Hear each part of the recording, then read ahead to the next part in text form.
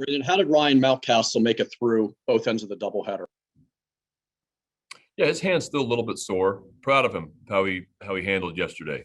We kind of needed him to be in there, and he played a little banged up. And for me, that was a good development day for a young player of learning kind of how to play, not feeling 100%. But yeah, still sore today. He just took batting practice. He feels okay, so he should be able to come off the bench and be ready to hit. Rich Dubrass? Brandon, you have TBA for Wednesday.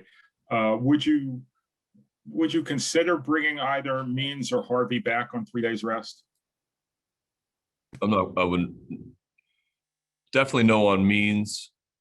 I think we have kind of an unusual schedule coming up with 3 off days. So we're still kind of working through what the rotation is going to look like. That day might be a bullpen day. That day might be an opener. Might be somebody from AAA. We're going to see just that doubleheader kind of. That's what doubleheaders are. Rainouts are nice at times, but it really screws your pitching up going forward from how to plan it out. So that's something we're going to talk about here the next couple of days. Is that third day against Minnesota? Nathan Ruiz? Brandon, you've talked a couple times in the last few days about your catching defense. Both of those guys have also struggled offensively. Obviously, they both had success up here as recently as last year. Just what are you seeing out of them as they've kind of struggled? Well, I mean, a little bit different with both guys. Sevy for me, you saw him hit some rollover ground balls to short. I think when Sevy's using the right center field gap and stays on the baseball, for me, that's when his power comes into play. And that's when he's shown that he can do that over the last few years. It just kind of goes away from that approach sometimes and gets a little bit anxious. Chance for me, the last couple starts has been a little bit more aggressive offensively. For me, it's about aggressiveness with Chance Sisco, and he's always had good pitch selection, but now they're really attacking him in the strike zone, and now he's just got to maybe be a little bit more aggressive, kind of let it go a little bit, and he's done that for me. But he's had better swings the last couple of games. Stan Charles? Brendan, follow up to Nathan's question about the catching defense. I've always thought of catchers as being almost like a jockey on a racehorse, that the catcher's kind of leading the way for the pitcher. Do you think these guys do a good job at that? Or do you think that some of the defensive lapses, can they be distractions from the pitcher?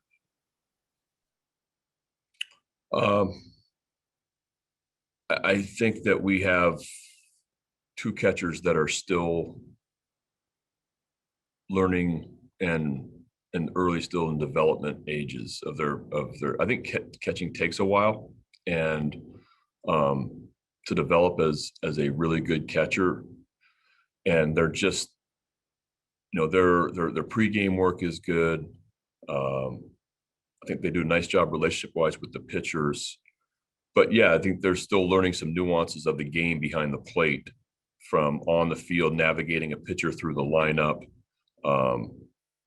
helping out during big innings. Where they both have been throwing the ball well, which is a positive. But yeah, I still think that there's a lot of growing and learning that we're doing with both guys behind the plate. Rock Kabako? Brandon, what did you think of Tyler Nevin yesterday? And you've mentioned he has some pop, but the way he went to right field in that first at bat. Yeah, that was an impressive piece of hitting off Dallas Keuchel. It's always fun to watch a guy make his debut, and it's even more fun to watch him have success in his debut and hear his family above our dugout. I'm sure that was a special moment for the Nevin family, and Phil was watching at home. I know that was a proud moment for him. But yeah, I mean, I like, Tyler has shown that in spring training too. He's got a little pop. He's done that in Norfolk before he got here. It was nice to see him drive the ball the other way. Kind of unfortunate for us, it bounced over the fence, but yeah, I think that there's some tools there, and he was a high pick, so there's some power potential, and going to give him a nice look today too. Nathan Ruiz?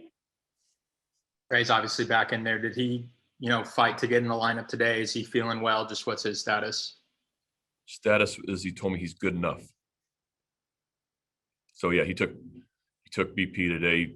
We texted this morning, wanted to play, took batting practice on the field. And I said, how you doing? He goes, it's good enough to play. So happy to put him in there. Stan Charles, Brandon, a question about Ryan Mountcastle. You've been around long enough that I'm sure that some of his struggles this year haven't come as a surprise to you. A lot of us, we have fun projecting that he's going to just take off where he left off last year. How do you think he is now handling the development phase of being a major leaguer? I'm not surprised.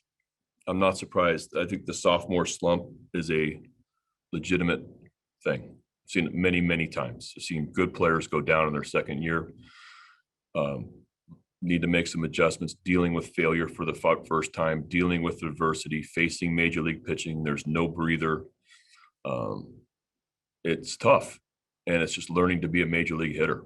But dealt with it with Schwarber, Javi Baez, Anthony Rizzo, seen really, really good major league players go through a tough second year and learn how to adjust. And most of those guys had to go down. And that's league wide. If you look around, if you look at the back of baseball cards, there's a lot of guys that went down after their rookie year or had some success maybe early, had to make some adjustments to come back, and now they're 10 years in the big leagues. It's not uncommon. So I was expecting Ryan to have, I was hoping that he would be able to pick up where he left off, but that's just not realistic in our game. And with how pitchers and advanced guys can have the information to pitch against young players.